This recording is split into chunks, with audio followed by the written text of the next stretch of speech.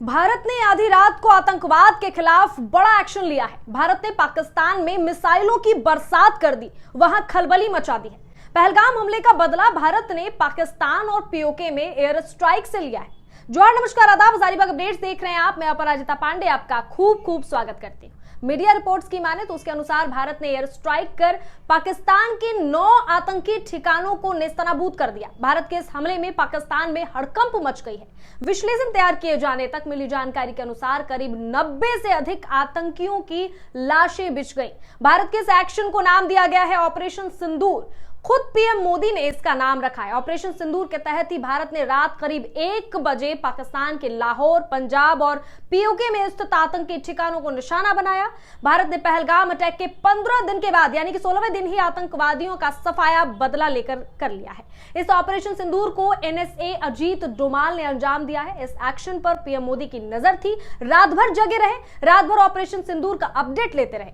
चलिए जानते हैं भारत पाकिस्तान युद्ध न्यूज और ऑपरेशन सिंदूर से जुड़े सारे लेटेस्ट अपडेट्स।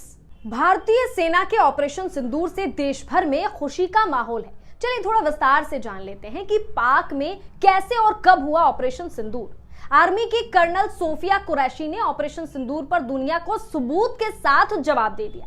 भारत की ओर से सोफिया कुरैशी ने कहा कि रात 1:05 से 1:30 बजे तक ऑपरेशन सिंदूर को अंजाम दिया गया। पाकिस्तान और पीओके में कुल 9 आतंकी कैंपों को तबाह कर दिया गया। भारत की आज की कार्रवाई ने आतंकवादियों के दांत खट्टे कर दिए। ऑपरेशन सिंदूर के तहत ध्यान दिया गया कि निर्दोष नागरिकों को या सिविलियन को नुकसान न पहुंचे। ऑपरेशन सिंदूर की जरूरत पर भारत ने दुनिया को जवाब दे दिया।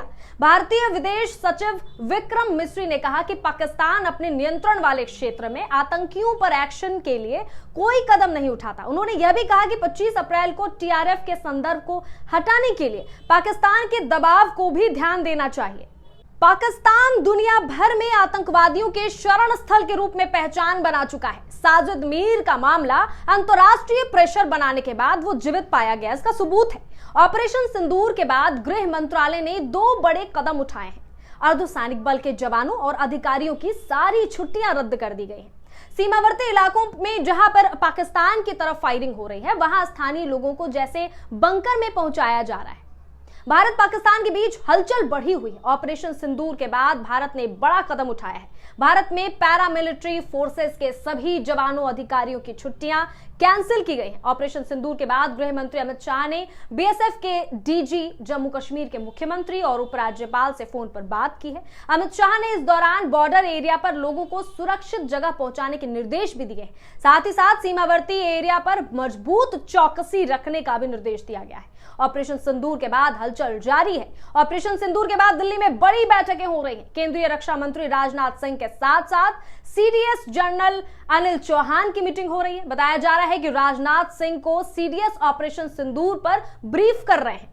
भारत पाक के बीच तनाव अब चरम पर है। भारत ने ऑपरेशन सिंदूर से आतंकियों की लाश बिछा दी है। इस ऑपरेशन सिंदूर पर केंद्रीय गृह मंत्री अमित शाह ने कहा है कि हमें अपने सशस्त्र बलों पर गर्व है।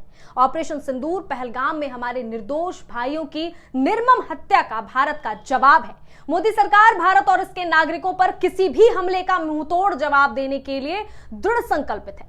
भारत अपनी जड़ों से आतंकवाद का खात्मा करने के लिए पूरी तरह से प्रतिबद्ध है। पाकिस्तान के आतंकी ठिकानों पर हमले से पहले भी रक्षा मंत्री राजनाथ सिंह तीनों सेनाध्यक्षों से मिले थे।